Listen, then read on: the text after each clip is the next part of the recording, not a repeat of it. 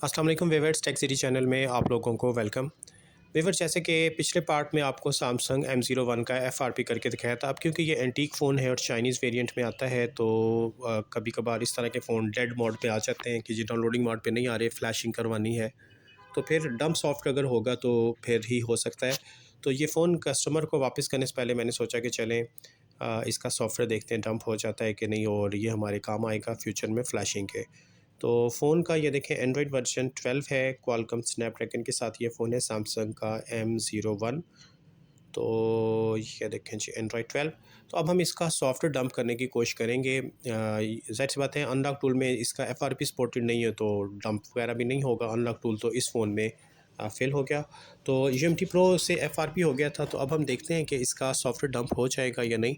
तो UMT pro से software कैसे डंप किया जाएगा, बेसिक स्टेप वही रहेंगे। देखें, अगर अनलॉक टूल नहीं भी आपके पास, तो EDL मोड पे फ़ोन को चेक करने के लिए हम दिस PC पे राइट क्लिक करके मैनेज पे आ जाते हैं। मैनेज से हम डिवाइस मैनेजर पे आएंगे, ताकि हमारा फ़ोन जब EDL मोड पे आए तो हमें नज़र आ जाए। क्योंकि अनलॉक टूल पे तो सामने कॉम पोर्ट बनी होती है, वहाँ पे नज़र आ जाता है, लेकिन UMT प्रो में ऐसा नहीं होता। तो उसी तरीके से देखें, EDL बटन ब्लैक दबा के वॉल्यूम डाउन होल्ड करके हम केबल लगाते हैं, और साथ ही वॉल्यूम डाउन को कंटिन्यूसली होल्ड करते रहेंगे और बटन को छोड़ देंगे। तो फर्स्ट अटैम्प्ट में देखें फिर से ये फेल हो गया, चार्जिंग मोड पे चला गया है।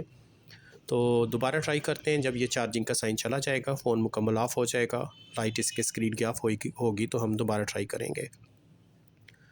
तो अब हम फिर EDL बटन ब्लैक वाले को होल्ड करके वॉल्यूम डाउन होल्ड रख के केबल लगाते हैं, और साथ ही वॉल्यूम डाउन को कंटिन्यूसली प्रेस करेंगे। देखें, यहाँ पे फ्लिकिंग आ गई है अब, और यहाँ पे एक पोर्ट भी बन गई है, तो इसका मतलब है हमारा फ़ोन EDL मोड के ऊपर आ चुका है। अब हम इस UMT प्रो पे आएँ, तो यहाँ से ब्रांड मॉडल पिछली वीडियो में आपको दिखाया था, हमने ऑलरेडी सेलेक्ट किया हुआ है। आप ब्रांड और मॉडल चूज़ कर लें, और यहाँ पर आपको एक बटन मिलेगा रीड फर्मवेयर का। ठीक है, इधर ही देखें, मॉडल्स के पास नीचे आपको ये बटन नज़र आएगा, रीड फर्मवेयर। ये इस बटन के ऊपर हम क्लिक करेंगे,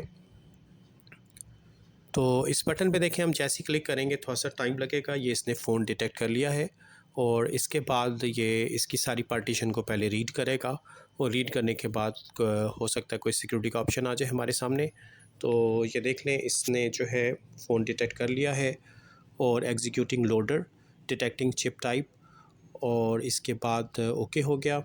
हाई स्पीड पोर्ट की वार्निंग आ रही है, इसको हम इग्नोर करेंगे। और ये कह रहे जी यूज़र डाटा इनकरप्टेड, आप इसका यूज़र डाटा नहीं निकाल सकते, बाकी हो सकता है। तो ठीक है जी, ओके, हम नहीं निकालते। यूज़र डाटा वैसे भी काफ़ी बड़ा होता है, हम उसको इनकरप्टेड है तो वैसे भी निकालने का फ़ायदा नहीं है। तो जो ऑप्शन जैसे हैं एज़ इट इज़ रहने दें, आपने जस्ट यहाँ पे ओके दबाना है। ठीक है, तो हम ओके जो है यहाँ पर करेंगे इसको, क्योंकि यूज़र डाटा हमने नहीं निकालना। और ये इसने फ़ोन का सॉफ्टवेयर डंप करना शुरू कर दिया है। ठीक है, तो इसका मतलब है सैमसंग के जो क्वालकॉम के जितने भी फ़ोन हैं, नए फ़ोन भी अगर आपके पास आते हैं, तो आप इनका सॉफ्टवेयर, अगर नेट से डाउनलोडिंग में प्रॉब्लम है, FRP के लिए है, तो फिर जिनके पास इंटरनेट की स्लो स्पीड है, वो इतने लंबे सॉफ्टवेयर को डाउनलोड करने से बेहतर है कि FRP या स्क्रीन लॉक आपने हटाया है, तो कस्टमर को फ़ोन वापस करने से पहले उसका सॉफ्टवेयर रीड कर लें। ये इसमें आपका ही फ़ायदा होगा। तो इसमें जो सुपर फाइल है, ये सबसे बड़ी होती है, तो यहाँ पे टाइम लगेगा, तो इसलिए मैं वीडियो फास्ट फॉरवर्ड कर रहा हूँ, ताकि जल्दी जल्दी ये डंपिंग प्रोसेस कंप्लीट हो जाए। इसके बाद फिर हम फ़ोन को नॉर्मली ऑन करेंगे, और फ्यूचर में अगर इस फ़ोन की फ्लैशिंग करनी पड़ गई इसी फाइल से, तो वो कैसे होगी ये भी हम देख लेते हैं। क्योंकि जो जनरल फ्लैशिंग होती है सैमसंग का ऑफिशियल फर्मवेयर, वो आपको पता है 4 फाइलें आती हैं, BL APC PCSC। वो फिर हमें SAM-FW से करना पड़ता है, या ऑर्डिन फ्लैशर से करना पड़ता है। लेकिन जब फ़ोन बिल्कुल डेड हो जाता है, डाउनलोडिंग मोड पे भी नहीं आता, तो फिर वो ऑफिशियल फर्मवेयर वहाँ पे हैंड्स अप कर जाते हैं।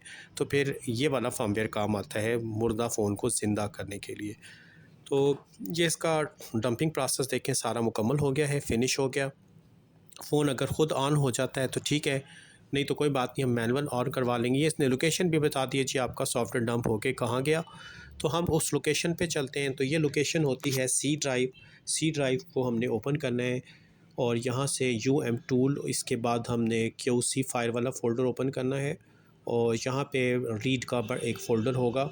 तो रीड फ़ोल्डर पे जब हम आएंगे, तो ये फ़ोल्डर बन गया है, और 4.1 GB का इसका सॉफ्टवेयर है।